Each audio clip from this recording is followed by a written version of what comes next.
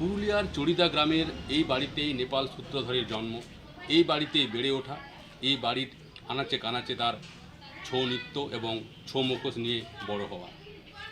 আজ তিনি নেই, কিন্তু তিনি পেয়েছেন পদ্মশ্রী পুরস্কার। তার পরিবারের সকলে একটা কথাই বলছেন, এই অনেক বড় প্রাপ্তি। কালকে আমি 10টার সময় খবর পাইছি, রাত্রি 10টার সময় বাবার ওয়ার পার। বাবা তো নেই, বাবা থাকাকালীন আগে বলেছিল যে আমি ওয়ার পাবই, কিন্তু বাবা নেই। যা গর্বিত, আমার যে আনন্দ, বাবা থাকলে আরও খুব আনন্দ হতো। ছোটোর থেকে ছৌ নাচ নাচতো, মুখোশ বানাতো, বিভিন্ন জায়গায় ওয়ার্কশপ করতে যেত, বিদেশে আমেরিকা, অকল্যান্ড, ওয়াশিংটন, নিউজিল্যান্ড, বিভিন্ন জায়গায় গেছি। প্রতিমা সূত্রধর আমার নাম। 2007 সালে আমার বিয়ে হয়েছে। তখন থেকেই আমি দেখছি আমার শ্বশুরমশাইকে মুখোশের কাজ করতে।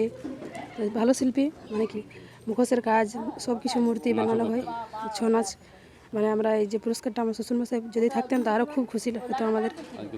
আজ নেই, 2 মাস আগেতে মারা গেছেন, নভেম্বরের 2 তারিখে। কিন্তু আমার শ্বশুরমশাই থাকলে আরও সবারই অনেক খুশি হতো, আমাদেরও অনেক খুশি। কিন্তু একটু মনটা দুঃখ হয়েছে, আমার শ্বশুরমশাই আজ নাই।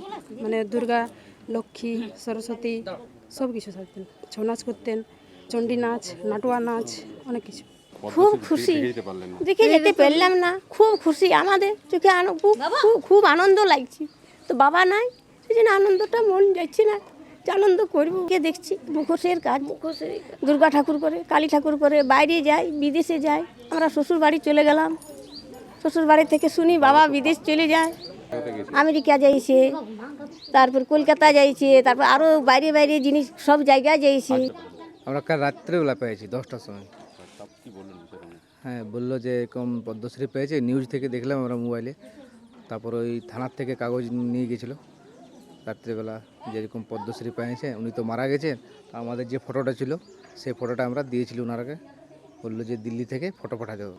ছোটোর থেকে প্রচুর পরিশ্রম করেছিল, তার জন্যই ফলটা পেয়েছে। কারণ ও ছৌ নাচ, মনে করুন ঝুমুর গান, মূর্তি, আপনার ছৌ মুখোশ সবটাই তৈরি করতো। আবার অনেকবার দেখেছি আমি যে বিদেশ গেছে, প্রায় 7টা থেকে 8টা দেশ ঘুরেছে। এসব কাজ করতো, দেখতো, কিন্তু মানে আমার শ্বশুরমশাই মানে ওর কাছে, মানে বাবার কাছে কাজ শিখেছি আমার শ্বশুরমশাই। তাহলে আজকে তো আপনাদের গ্রামে অনেক বড় পাওনা, হ্যাঁ। কি অনুভব হচ্ছে? অনুভবটা না কি বলবো, একটু বলা যাচ্ছে না, কিছু বলতে পারছি না। আমার শুনে খুবই খুশি লাগে। গান করছি, আপনি কোনদিন কাছে বসে গান শুনেছিলেন? শুনি। বিদেশে তো গেছে, আপনি সাথে কোথাও গেছিলেন? ওনার সাথে কোথাও গেছিলেন?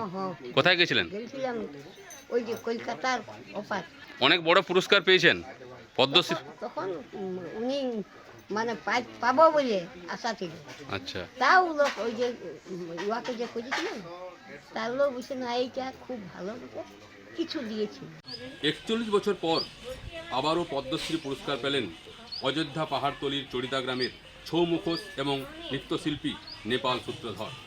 জীবিত অবস্থায় তিনি বলেছিলেন এই পুরস্কার তিনি পাবেনই, পেলেন বটে, তবে মৃত্যুর পর মরণোত্তর। তবে তার এই পুরস্কারে খুশি তার পরিবার, খুশি চড়িদা গ্রাম, খুশি পুরুলিয়া জেলা। পুরুলিয়ার চড়িদা গ্রাম থেকে বুদ্ধদেব পাত্রের রিপোর্ট, NKTV বাংলা।